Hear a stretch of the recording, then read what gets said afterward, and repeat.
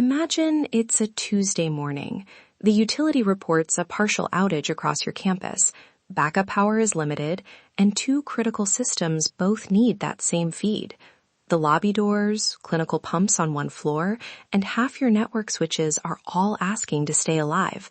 Now, which do you keep? Which do you shed? And how do you explain that decision to tenants who expect everything to just work? Welcome to Built, Wired, and Secured. I'm Alex Morgan. Today, a practical approach to deciding what stays on when power is stressed. Thanks, Alex. Right out of the chute, this is where the rubber meets the road. From an operational standpoint, you have limited resources, and stakeholders feel the pain immediately. You have to know what breaks if this goes down, and you have to make that call fast. The faster you can categorize systems by consequence, the less chaotic the response becomes.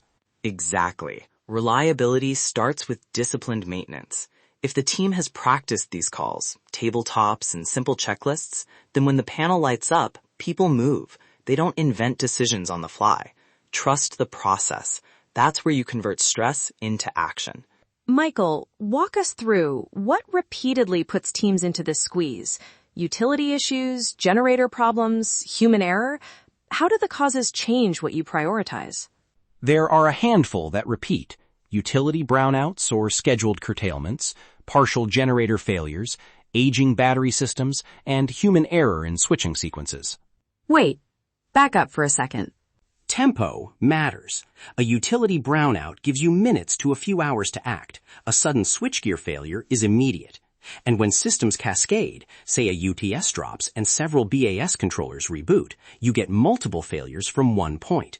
That's why you categorize by consequence, not just by connection. Right, got it. Tempo shifts your playbook. Slow events let you stagger sheds and message tenants. Fast events require pre-approved rules.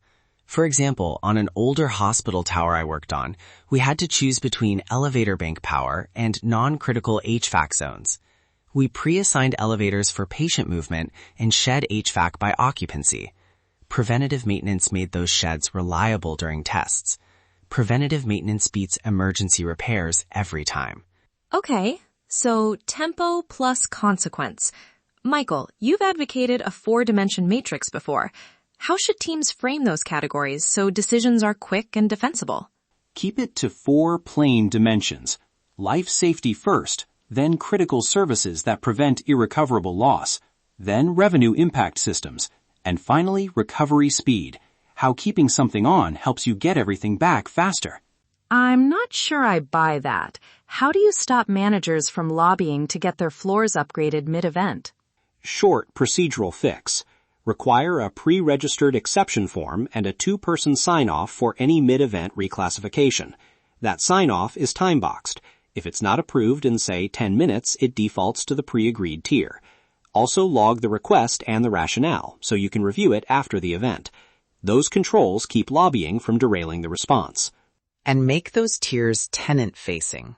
Tier A for life safety and clinical care, Tier B for critical systems and high-revenue tenants, Tier C for convenience.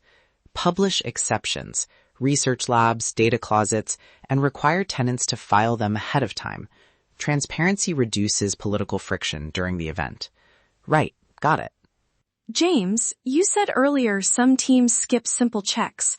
What does a 2-minute verification look like in practice?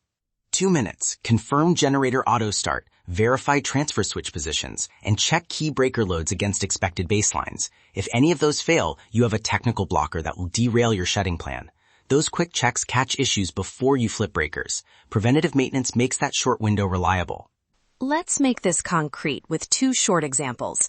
Michael, tell us about an incident where prioritization actually shortened recovery, with numbers if you can. At a mixed-use campus, we had a utility curtailment that threatened to overload our single generator. We executed a pre-agreed shedding plan. Life safety and core emergency comms closets stayed online. We shed non-essential lighting and amenity HVAC, about 60 circuits, and isolated 2 non-critical data closets. Because tenants knew the tiers, ops could pull breakers and reroute loads quickly.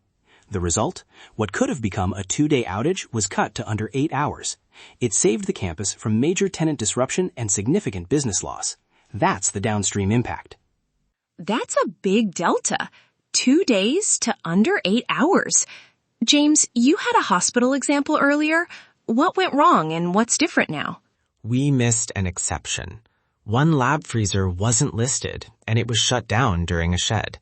It was shut down and roughly 1,200 samples thawed, effectively wiping out several weeks of research and forcing a costly recovery effort. After that, we required exception registration, linked those exceptions to the escalation log, and scripted tenant messages with exact wording and timelines. That administrative discipline prevented the same mistake from happening again. One detail I'll add: vendor readiness. A truck at the gate without keys or scoped access doesn't help. Make vendor roles and contact windows part of your drills so logistics don't become the bottleneck. That small operational step keeps execution tight. Right. Got it. Okay, actionable wrap. James, 3 things a facilities leader can do this week to make prioritization real. 1. Map systems to simple tiers and publish them to tenants. 2. Run a 2-minute verification on transfer switches in key breakers. 3. Collect exception requests and move them into a documented escalation log. Those steps turn plans into executable actions under stress. And I'd add, build a 1-page decision matrix for your incident commander. Life safety, critical services, revenue impact, recovery speed, and get stakeholder sign-off. Then schedule a quarterly tabletop that includes vendors and tenant reps. If you don't practice politics, tech, and comms together, you'll still be improvising when it matters most. For listeners who want to take the next step, GDS Technology has a decision matrix template and a tabletop drill checklist you can adapt for your building. Download it, run a short drill this quarter, and start collecting exceptions now. That wraps up today's practical guide to making split-second prioritization repeatable and tenant-friendly. Thanks, Michael and James, for joining and sharing such usable steps. That wraps up this episode of Built, Wired, and Secured. Today, we explored a simple, practiced prioritization framework that makes split-second decisions repeatable and tenant-friendly, and why it matters to the people responsible for planning, operating, and protecting technology environments. Thanks for spending a few minutes with us. Until next time, make sure the systems you're responsible for are built to last, wired with intention, and secured for the real world.